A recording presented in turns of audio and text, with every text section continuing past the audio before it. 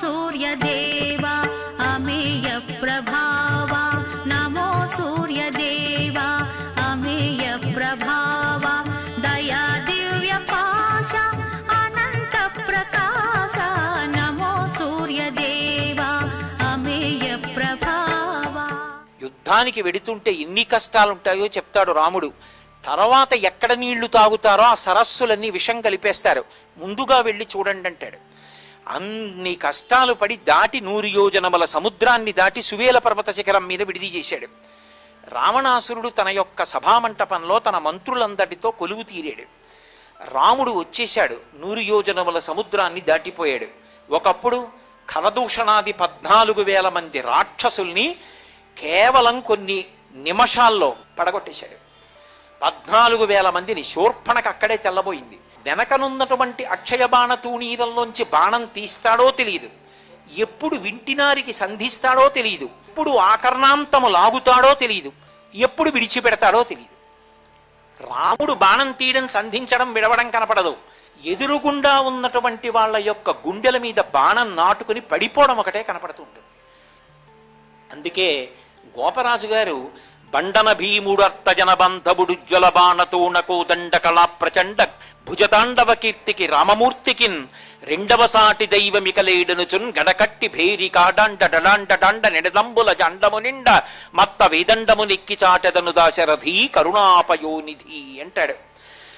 అంతటి తాండవం చేస్తాయి ఆయన భుజాలు. అంతటి మహానుభావుడు సుచేల పర్వతం మీద ఉన్నాడు ఇంకా యుద్ధానికి సిద్ధపడుతూ.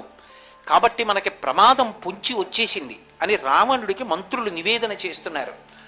అన్నీ విన్నాడు, ఇతరుల యొక్క గొప్పతనాన్ని ఒప్పుకోలేడు. కాబట్టి మంత్రులతో మంత్రాంగం చేసి అందరూ వెళ్ళిపోయిన తర్వాత విద్యుజిహ్వుడు అనబడేటటువంటి రాక్షసుణ్ణి పిలిచాడు. ఇంత పెద్ద యుద్ధం చెయ్యాలా? ఇంత పెద్ద యుద్ధం చెయ్యవలసిన అవసరం, రాముడు రావలసిన అవసరం ఎందుకు వచ్చింది?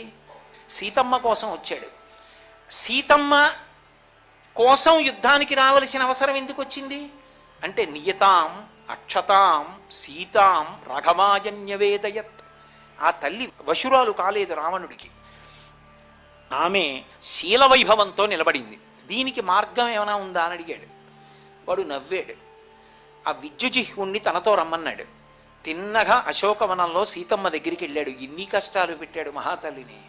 వెళ్ళి, ఓ సీత, ఏ రాముడు అరివీర భయంకరుడని అనుకుంటున్నావో, ఏ రాముడు వచ్చి తన కోదండము నుంచి విడిచిపెట్టినటువంటి బాణ పరంపరల చేత ఈ లంకనంతటినీ కాల్చేస్తాడని నువ్వు డాబులు పలుకుతున్నావో, మండిత విస్ఫులింగ విషమ జ్వలితానల కీలలు వద్య గర్భాండము నిండ రామ వసుధాదుపుడేశడు వజ్రసాధనా ఖండిత పంక్తి కంట కణకంఠ పురాంతక శైలచాలనోద్దండ బల ప్రచండ పురదండ విఖండన చండకాండముల్లని కదా నీ నమ్మకం.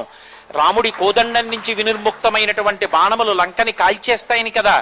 నిన్న రాత్రి నరుడైన రాముడు బడలిపోయి సుచేల పర్వతం మీద పడుకున్నాడు. పక్కన లక్ష్మణుడు పడుకున్నాడు. వానర సైన్యం అంతా డస్సిపోయి పడుకుంది. నా సర్వసైన్యాధిపతి అయినటువంటి ప్రహస్తుడు సుచేల పర్వతాన్ని చేరుకుని నిద్రలో ఉన్నటువంటి రాముడి గుత్తుక కోసేశాడు. పక్కన ఉన్న లక్ష్మణుడు తెలివి వచ్చి లేచాడు. ప్రహస్తుడి చేతిలో ఖడ్గాన్ని, జుత్తుతో కూడినటువంటి ఆ తలని ఎత్తి రాముడిది పట్టుకుంటే చూసి లక్ష్మణుడు పారిపోయాడు. హనుమని కూడా సంహరించేశారు. సుగ్రీవుడు సంహరింపబడ్డాడు. అంగదుని భుజములు విరిగిపోయి అంగదములు జారి పడిపోయాడు. ఇదిగో రాముడి యొక్క శిరస్సు చూడమని జుత్తు పట్టుకుని తీసుకొచ్చినటువంటి ఖండితమైన శిరస్సు ఆవిడ ముందు పడేశాడు. అది విద్యుజ్జిహ్వుడు తన మాయా ప్రభావంతో సృష్టించిన రామశిరస్సు. రాముడి శిరస్సు ఎలా ఉంటుందో ముమ్మూర్తులా అలా ఉంది. సీతమ్మ గుర్తుపట్టాల, అది రాముడిది కాదని. రాముడి ధనస్సు ఎలా ఉంటుందో, వీరరాఘవ విజయరాఘవ అని పేర్లు ఆయనకి. ఎప్పుడు ధనస్సు పట్టుకుని ఉంటాడు.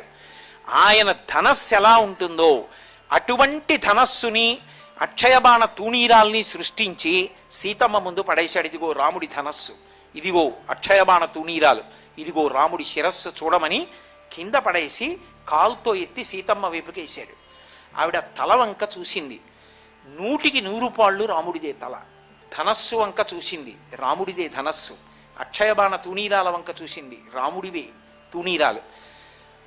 ఆ తల్లి నిజంగా ఏడ్చింది. ఎంత ఏడ్చిందో, భర్త మరణించాడని. అయిపోయింది యుద్ధం, ఇక నన్ను రక్షించేవాడు లేడని 2 మాటలు ఆవిడ్ని ఏడిపించాడు. అంతా ఇంత కాదు, అంత ఏడ్చింది తల్లి.